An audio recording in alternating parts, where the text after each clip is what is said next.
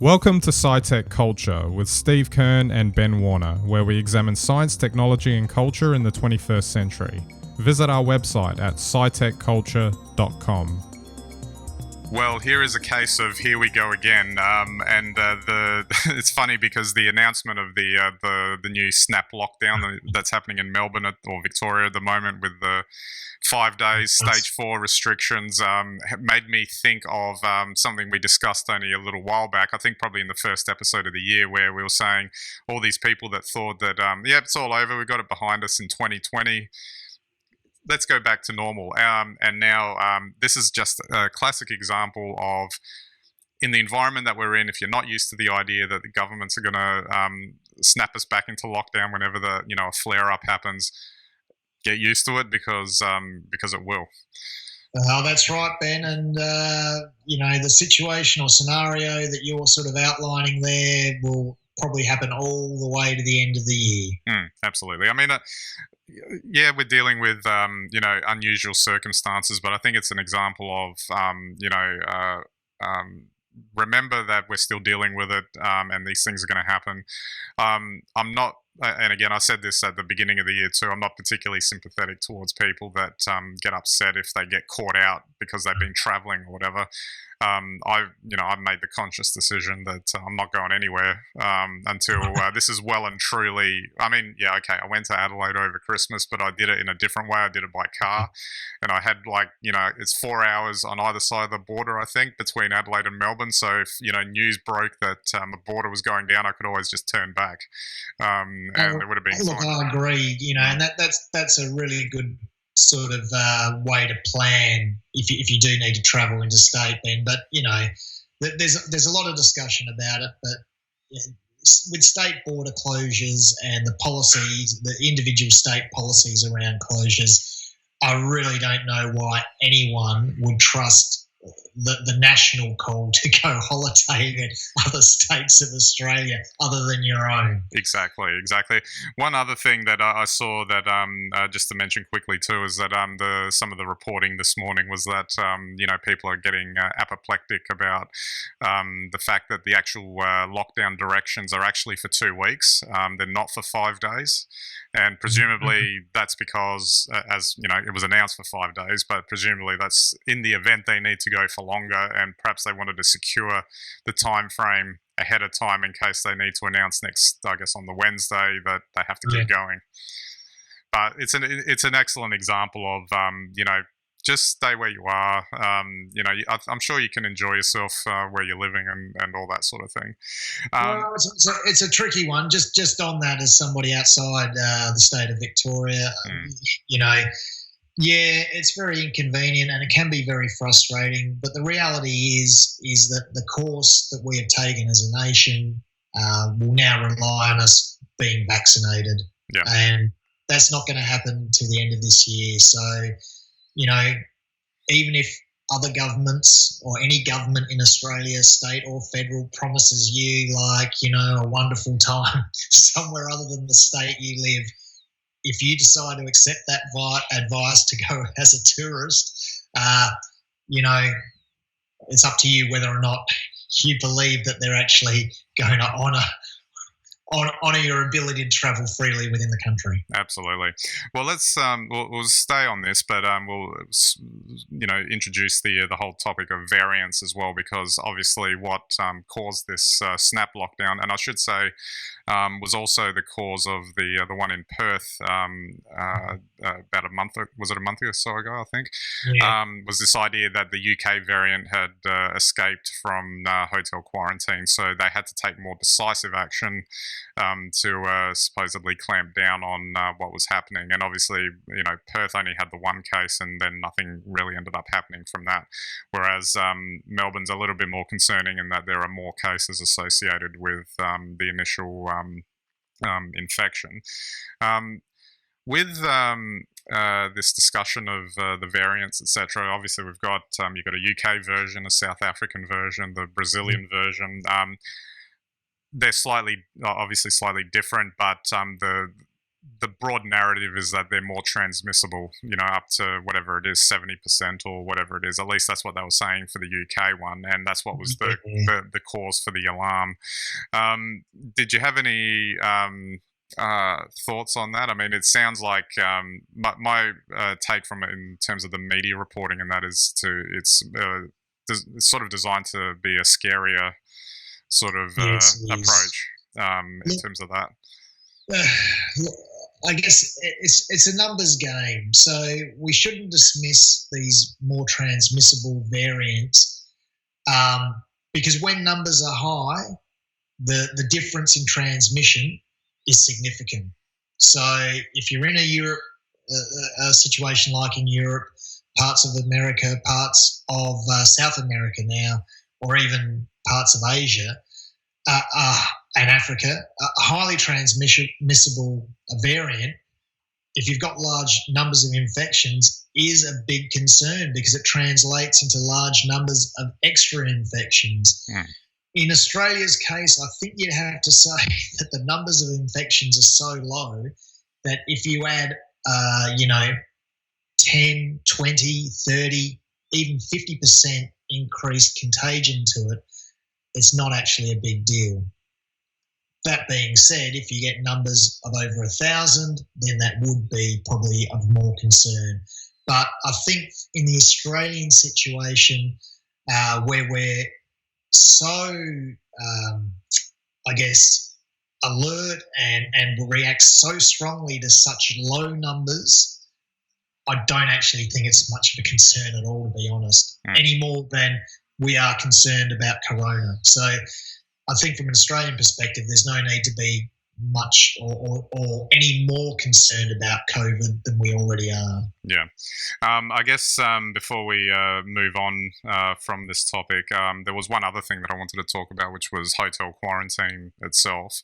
Obviously, there was a drumbeat for the last couple of months, starting from at the state government level, some state governments anyway, that there should be changes to the system with more federal involvement.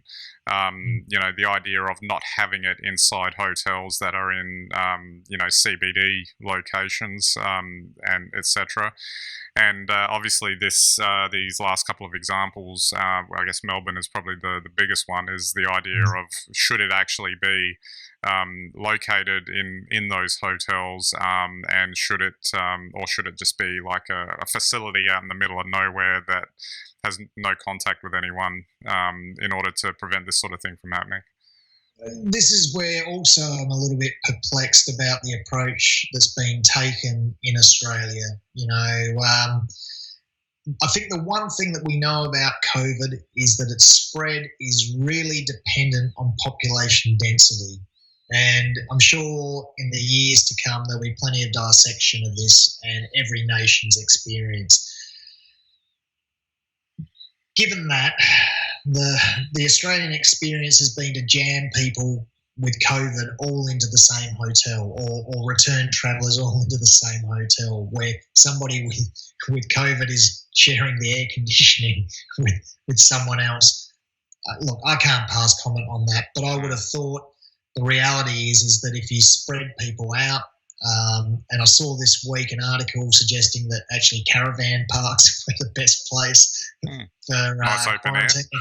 I don't know if they meant in tents or what, but I think that's basically the case. If you took people, and this is why I think probably in-home quarantine is a much better solution than hotel-based quarantine as well.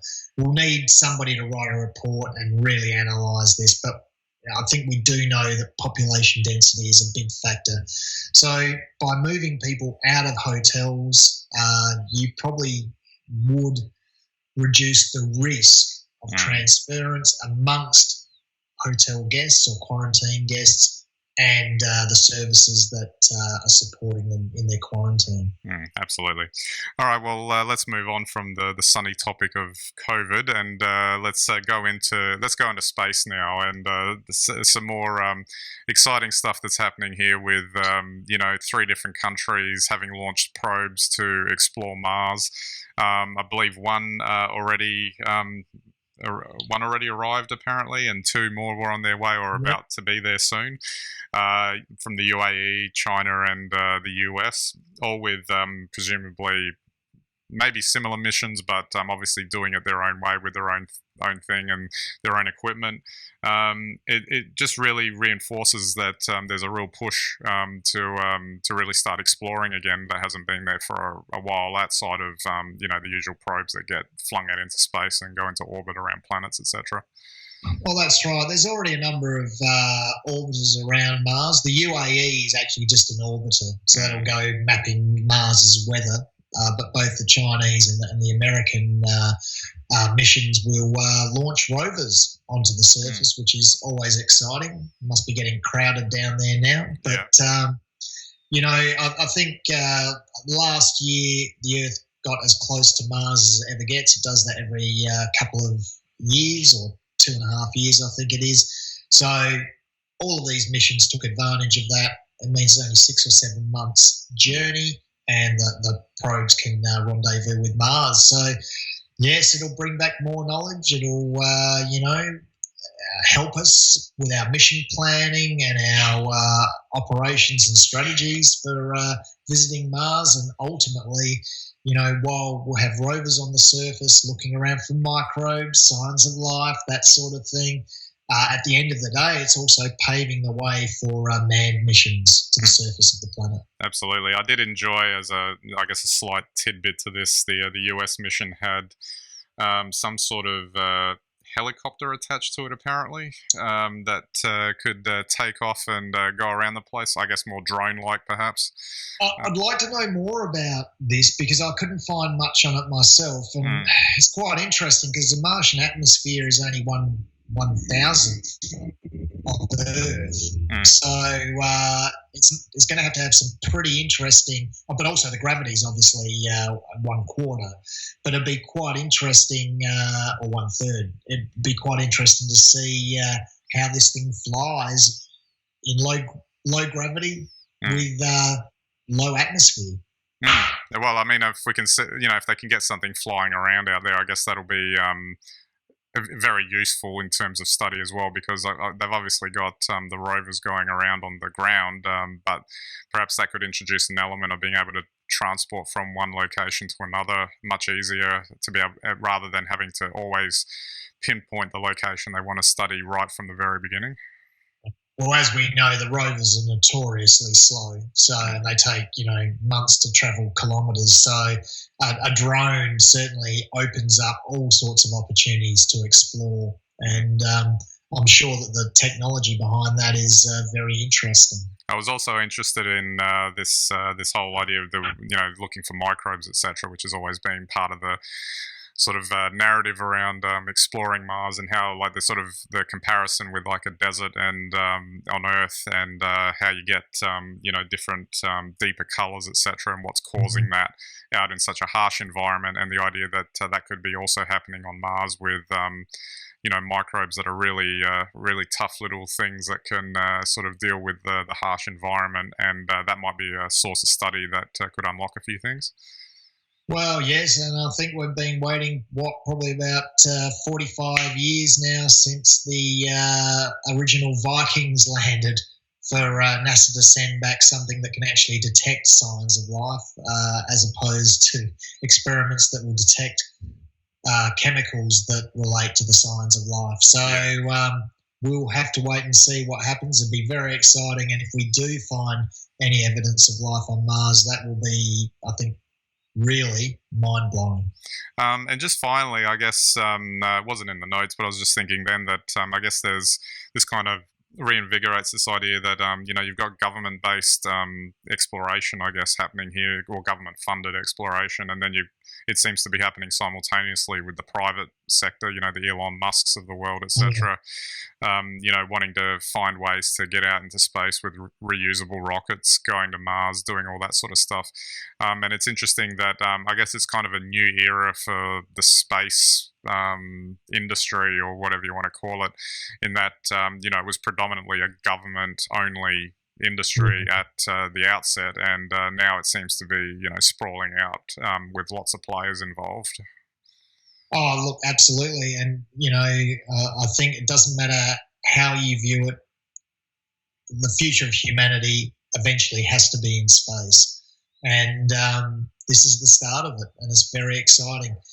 I think in the next 30 years, we will see routinely people living and working in space, and there'll be all sorts of opportunities to do that, from tourism through to resources and through to pure exploration.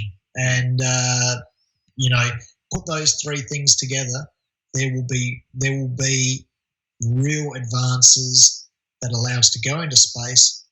But for those that think that this is some sort of, flight of fancy, I think a lot of the technologies you see developed will have a huge positive impact on Earth. Cool. Well, we might wrap it up there. And just on that note, obviously they're not doing it for nothing. There's a reason to do it, and there's always something of value in exploring other places and trying to get more of an understanding of what's out there.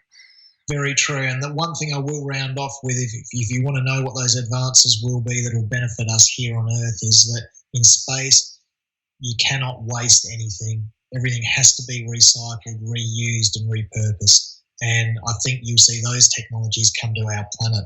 And they're the sorts of things that will make our planet a better place to live again. Yeah, absolutely. All right, so we'll wrap it up there. Don't forget to check out our website, scitechculture.com. You can get all of our links and content there, and watch us on any and all of your devices through the various channels that we've got. And we greatly appreciate your time and visiting our website. All right, so that's it for this episode. We'll catch you next time.